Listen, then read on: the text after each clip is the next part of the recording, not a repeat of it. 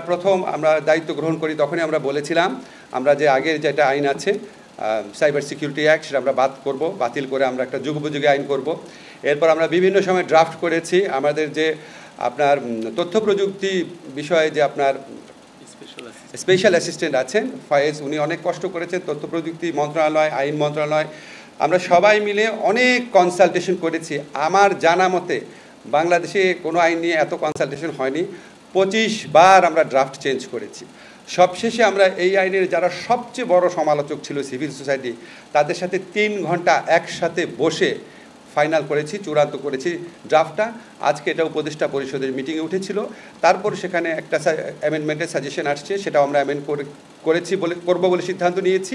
এটাও আপনার জাস্ট আমাদের ল মিনিস্ট্রির ভেটিংয়ের পর গেজেট নোটিফিকেশন হবে, হয়তো আপনার এই সপ্তাহের মধ্যে এটা চূড়ান্তভাবে প্রয়োগ হয়ে যাবে, প্রয়োগযোগ্য আইনে পরিণত হবে। ডিজিটাল সিকিউরিটি অ্যাক্ট সম্পর্কে আপনাদের একটুখানি কয়েকটা জিনিস একটু ধারণা দিই। সেটা হচ্ছে, প্রথমেই বলি, এই প্রস্তাবিত যে অধ্যাদেশ আছে এখানে প্রথমবারের মতো ইন্টারনেটকে নাগরিক অধিকার হিসাবে স্বীকৃতি দেওয়া হয়েছে। দেশে প্রথমবারের মতো অনলাইন জুয়া নিষিদ্ধ করা হয়েছে। প্রথমবারের মতো সাইবার স্পেসে নারী শিশু নির্যাতন এবং যৌন হয়রানিকে শাস্তিযোগ্য অপরাধ হিসেবে স্বীকৃতি দেওয়া হয়েছে। এবং এই আগের যে আইনটা ছিল ডিজিটাল সিকিউরিটি অ্যাক্ট, সেখানকার 9 এবং এই 9টা ধারায় ছিল কুখ্যাত ধারা। এই ধারাগুলোতে 95% মামলা দায়ের হয়েছিল। এই মামলাগুলো এখন স্বয়ংক্রিয়ভাবে বাতিল হয়ে যাবে। এছাড়া কিছু কিছু যে আর্টিকেল আছে সেগুলিকে পরিবর্তন করা হয়েছে এবং স্পিচ বা কথা বলে বা মতামত প্রকাশ করে যে অপরাধ, সেখানে মাত্র 2টা অপরাধ রাখা হয়েছে। একটা হচ্ছে নারী ও শিশুর প্রতি যৌন নির্যাতনমূলক কন্টেন্ট প্রকাশ, হুমকি দেওয়া, আর এটা হচ্ছে ধর্মীয় ঘৃণা ছড়ানো, যে ঘৃণা ছড়ানোর মধ্যে থেকে সহিংসতাকে উস্কে দেওয়া হয়। মানে ধর্মীয় ঘৃণাও এটাকে একটা খুব কঠোরভাবে সংজ্ঞায়িত করা হয়েছে, যাতে ভুল বুঝাবুঝি না হয়, কেউ কাউকে হয়রানি করতে না পারে। ধর্মীয় উস্কানিমূলক বক্তব্য বা যে কোনো কন্টেন্ট যেটার কারণে সহিংসতা উস্কে যেতে পারে, সেটাকে শাস্তিযোগ্য অপরাধ করা হয়েছে।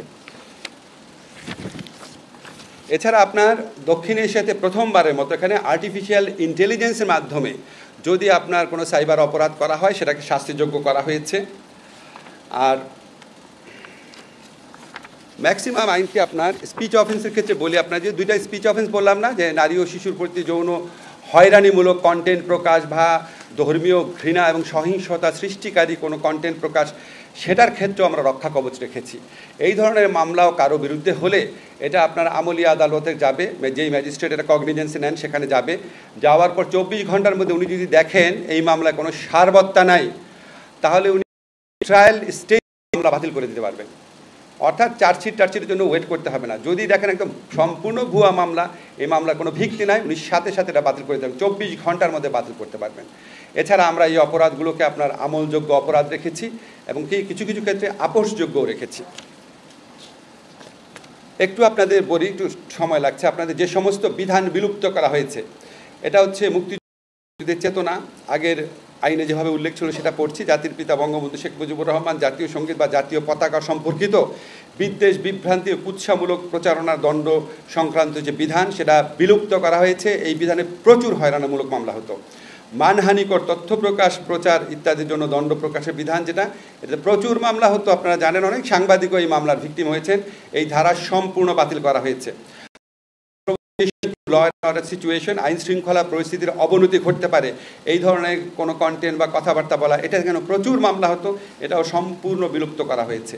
আক্রমণাত্মক, মিথ্যা বা ভীতি প্রদর্শক তথ্যবার্ত প্রকাশ ইত্যাদিকে সম্পূর্ণ বিলুপ্ত করা হয়েছে।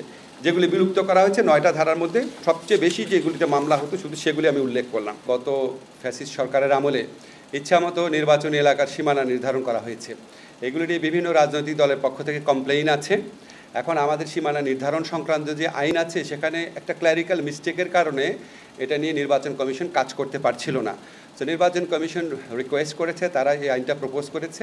এখন আমরা ওই অ্যামেন্ডমেন্টটা করে দিয়েছি।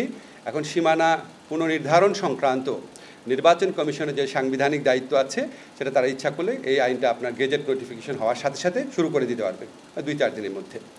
সেকেন্ড হচ্ছে, আপনারা জানেন গত মিটিংয়ে আমাদের উপদেষ্টা রেজওয়ানা হাসান বলেছিল আপনাদের যে সিপিসি, সিভিল প্রসিডিওর কোড, এটা নীতিগতভাবে অনুমোদিত হয়েছিল, আজকে চূড়ান্তভাবে অনুমোদিত হয়েছে। এটা খুবই গুরুত্বপূর্ণ একটা আইন। আপনারা জানেন বাংলাদেশের সিভিল মামলা নিষ্পত্তি হতে বছরের পর বছর এমনকি যুগের পর যুগ লাগে। আমরা এখানে অনেকগুলা চেঞ্জ এনেছি, তার মধ্যে কয়েকটা শুধু গুরুত্বপূর্ণ চেঞ্জের কথা আপনাদের বলি।